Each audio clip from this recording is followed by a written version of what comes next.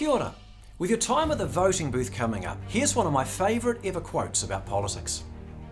In 1964, Ronald Reagan said, "I suggest to you that there's no left and right, there's only up and down.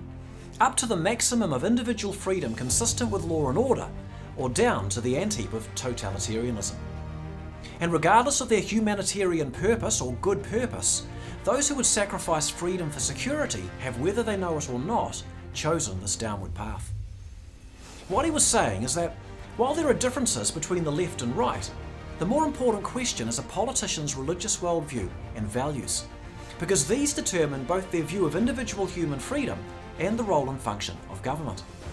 Also, the great seduction in politics is the idea that if there's a problem in our country, we need to give the government more power so the government can fix it.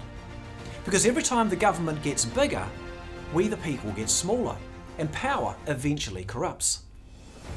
Instead, good government should limit its powers only to those necessary to create the environment in which the people are free, which means we then have to work out how to fix our own problems.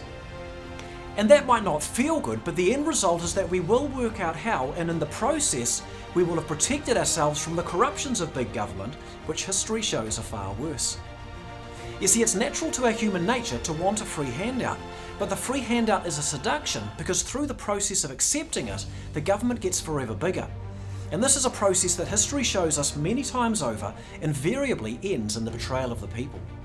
So what kind of government do you want, really? One that fixes your problems, or one that merely creates the environment in which you have to work it out for yourself? What Reagan was saying is that the more difficult path is the path toward freedom and well-being. A selfish people will elect a selfish government, and that's worth more than a thought as we head to the voting booth. For more election 2023 content, visit shinetv.co.nz and altogether.co.nz.